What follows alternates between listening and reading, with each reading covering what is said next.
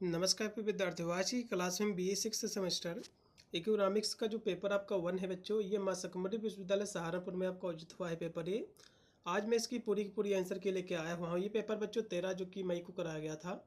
आज आपका जो कि इसका सेकंड पेपर भी हो चुका है 15 मई को, तो उसकी भी आंसर की हमारी बहुत ही शीघ्र आ जाएगी। सभी लोग चैनल से जुड़े रहिएगा। ये बच्चों पेपर आपका 1 है। जिन भी विश्वविद्यालय में पेपर नहीं हुआ है, जैसे कि doctor Ram Manohar Lohia, MJPRU, BU Jhansi और भी बहुत सारे विश्वविद्यालय है जिसमें भी पेपर नहीं हुआ है, तो उसके लिए बहुत ही महत्वपूर्ण क्लास हमारी रहेगी। पेपर बच्चों ये 1 है, इसमें आपको पढ़ना है इंडियन इकोनॉमी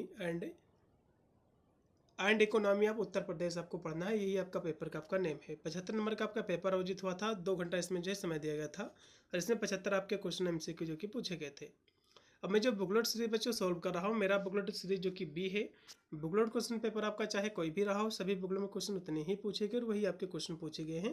बस एक क्वेश्चन आपको मैच कर लेना, फिर उसी के बाद के सारे क्वेश्चन आपको मिलते जाएंगे। ठीक है, पहला क्वेश्चन देखिएगा कि भारत की वित्तीय राजधानी किसे कहा जाता है, आपको बताना है। तो कहोगे मुंबई को। इसमें 81। देखो वित्तीय राजधानी पूछेगा तो आपको मुंबई ही लगाना है। अगला क्वेश्चन फिर आपका कि राजकोषीय नीति संबंधित है, तो किससे संबंधित है? तो सार्वजनिक आय और जो है व्यय से है।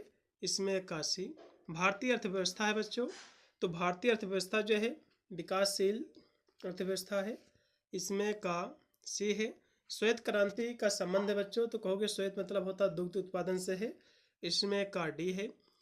हाँ, फिर है कि वर्तमान में भारत में GDP की गणना हेतु आधार वर्ष है, तो किस वर्ष बच्चों आधार वर्ष है इसका? तो कहोगे 2022-23 में हुई थी। इसमें का D। न्यूनतम समर्थन मूल्य घोषित किया जाता है, ठीक है, किसमें? तो कहोगे कृषि उत्पाद में। इसमें का D। फिर कि वर्तमान में भारत में बैंक दर क्या है, आपको बताना है। देखो वर्तमान में भारत में जो बैंक दर है बच्चों, वो आपके जो है 5.50 है। अब करीब करीब इसके पास जो कि इससे ज़्यादा ही है, तो इसमें आप ये लगा सकते हो। अगला क्वेश्चन भी आपका कि उत्तर प्रदेश का कौन सा शहर IT हब कहा जाता है, आपको बताना है। तो कौन सा शहर बच्चों कहा जाता है? कहोगे नोएडा। इसमें का C है। फिर कि GSDP के आधार पर उत्तर प्रदेश का भारत में कौन सा स्थान है? तो कहोगे द्वितीय स्थान इसका। उसके बाद कि भारत के GDP में उत्तर प्रदेश का हिस्सा कितना है? तो 8% इसका हिस्सा है। इसमें का C हो जाएगा। फिर कि ताला उद्योग के लिए भारत का कौन सा शहर प्रसिद्ध है, आपको बताना है। तो इसके लिए बच्चों अलीगढ़ प्रसिद्ध है। इसमें का D होगा। उसके बाद कि भारत में मौद्रिक नीति को कौन जो क्रियान्वित करता है, आपको ये बताना है। तो रिजर्व बैंक ऑफ इंडिया करता है। इसमें का B है। मेरठ शहर बच्चों प्रसिद्ध है, तो मेरठ बच्चों खेल के सामान के लिए प्रसिद्ध है। इसमें का पहला है। उत्तर प्रदेश में आगम का सबसे बड़ा स्रोत क्या है? तो कहोगे GST है। इसमें का B है। भारत के GDP में कौन सा क्षेत्र सर्वाधिक जो है योगदान देता है, आपको बताना है। तो सेवा बच्चों देता है, सेवा क्षेत्र, सेवा कर। उसके बाद कि RBI का कौन सा कार्य नहीं, आपको बताना था। तो इसमें देखो जनता से जो है जमाए जो है स्वीकार करना, इसका कोई भी कार्य नहीं है और सब इसके कार्य है, ठीक है।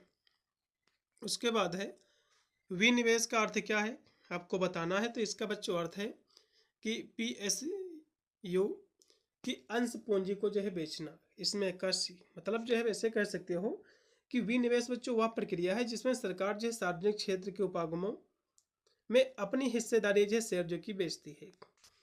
अगला क्वेश्चन भी आपका कि तो GST बच्चों जो कर है, ये बच्चों अप्रत्यक्ष कर है, ठीक है, क्योंकि इनडायरेक्ट आपका कर है। अगला क्वेश्चन भी आपका कि FDI का फुल फॉर्म क्या है? तो फॉरेन डायरेक्ट इन्वेस्टमेंट है। इसमें का B। इसमें का B ऑप्शन पूर्णतः राइट है। फिर है कि फिर आपका 20 नंबर क्वेश्चन है कि भारतीय योजना आयोग को किसने जो प्रतिस्थापित किया है?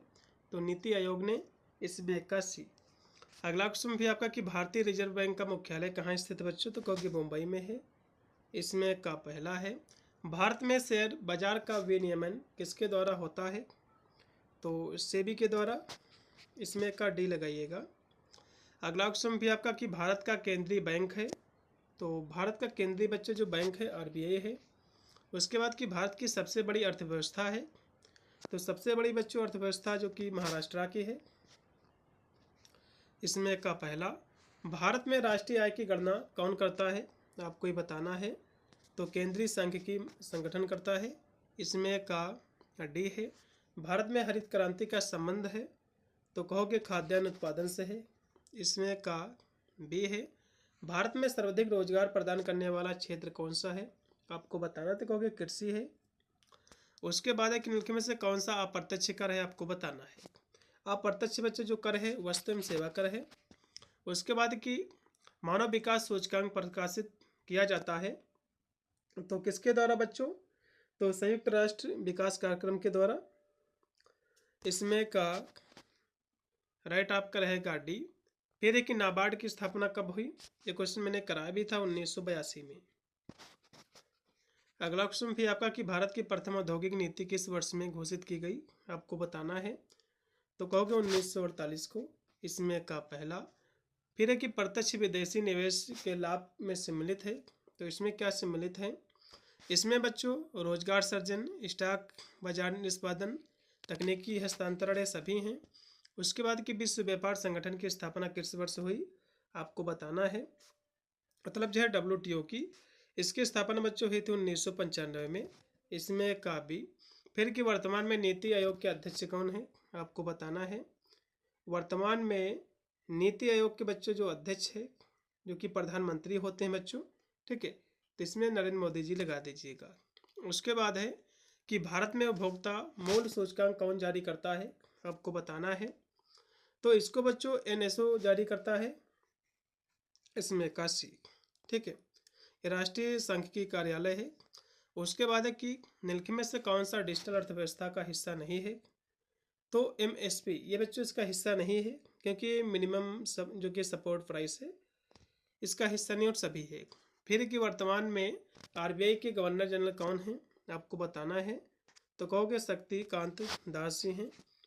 उसके बाद है कि सागरमाला प्रोजेक्ट का संबंध किससे है, आपको बताना है। तो कहोगे ये बच्चों जो है ये पोर्ट एंड जो है शिपिंग से है इसका संबंध। उसके बाद की वस्तु एवं सेवा कर जो है लागू किया गया है, तो इसको बच्चों कब लागू किया गया है, GST को, ठीक है, तो इसको बच्चों 2017 में लागू किया गया था, 1 जुलाई 2017 को। फिर कि एक जनपद एक उत्पाद का संबंध है, तो किससे इसका संबंध है, तो कहोगे निर्यात संवर्धन से है। इसमें का डी है। LIC की स्थापना कब हुई बच्चों, ये भी क्वेश्चन कराया था 1956 में। इसमें का सी है। 2024 में निम्न में से किस राज्य की प्रति आय सबसे ज़्यादा थी, आपको बताना है। तो किस राज्य की थी, कहोगे गोवा की थी। उसके बाद कि कौन सी योजना BPL परिवारों में जो है मुफ्त LPG कनेक्शन देती है, आपको बताना है। तो कहोगे उज्ज्वला योजना के तहत मिलता है बच्चों। उसके बाद कि भारत में मेक ऑफ इंडिया कार्यक्रम की शुरुआत कब हुई, आपको बताना है। तो कहोगे सितंबर 2014 को। उसके बाद कि भारत का सबसे बड़ा व्यापारिक भागीदारी कौन सा देश है, तो कहोगे अमेरिका है। इसमें का डी है। निजी क्षेत्र का सबसे बड़ा बैंक है, तो ये बच्चों HDFC है। इसमें का पहला, न्यूनतम जो है समर्थन मूल्य कौन घोषित करता है, आपको बताना है। तो कहोगे CACP करता है। इसमें का लगा दीजिएगा सी। ये बच्चों जो है commission for agriculture cost and price है। इसमें का सी। नाबार्ड मुख्यतः किससे संबंधित है, ये बच्चों ग्रामीण में जो है कृषि विकास से है। फिर कि भारतीय अर्थव्यवस्था में MSP ये क्या बच्चों प्रदर्शित करता है, तो न्यूनतम जो है समर्थन मूल्य। फिर कि हिंदू ग्रोथ रेट का संबंध किस काल से है, आपको बताना। तो 1950 से 1980 से है। इसमें का डी है। कौन सा 1991 के आर्थिक सुधारों से जो है में सम्मिलित नहीं है, आपको बताना है। तो इसमें बच्चों जो है समाजीकरण सम्मिलित नहीं है और सभी हैं।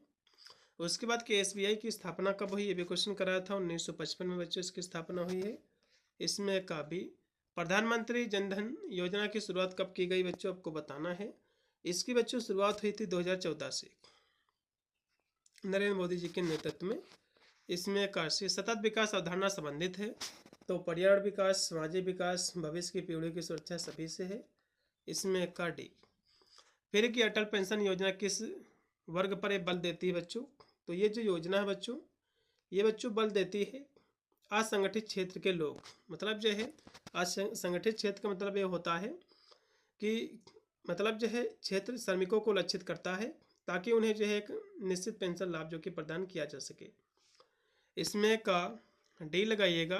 फिर है कि निम्न में से कौन सा सम्मिलित सही नहीं आपको बताना है। तो आयकर बच्चों इनडायरेक्ट आपका कर है, मतलब जो है अप्रत्यक्ष कर है। तो ये बच्चों जो है गलत है, क्योंकि आयकर बच्चों प्रत्यक्ष कर है, अप्रत्यक्ष कर बच्चों जो है नहीं है। ये बच्चों गलत और सभी इसमें का सही है। फिर है कि प्रथम जो है मानव विकास रिपोर्ट किस वर्ष से प्रकाशित की गई, तो 1990 में। इसमें का पहला है। फिर कि निम्न में से कौन सा मौद्रिक नीति का अंग नहीं है, आपको बताना है। तो कहोगे टैक्स रेट, इसमें का भी। फिर कि 2024-25 में भारत के जीडीपी में वृद्धि दर अनुमानित है, तो कितनी है, तो 6.5% है। फिर कि भारत में कृषि वित्त की सर्वोच्च संस्था कौन सी है, आपको बताना है। तो नाबार्ड है। इसमें का डी है। आईएमएफ का मुख्यालय कहाँ स्थित बच्चों, आपको बताना है, वाशिंगटन में है। इसमें का डी। किस भारतीय अर्थशास्त्री को गरीबी कल्याण पर जो शोध के लिए नोबेल पुरस्कार मिला था, तो अमर्त्य सेन जी को मिला था। इसमें का राइट बच्चों रहेगा डी। भारत सरकार के लिए सबसे बड़ा राजस्व स्रोत कौन सा है, तो वस्तु एवं सेवा कर है। इसमें का पहला।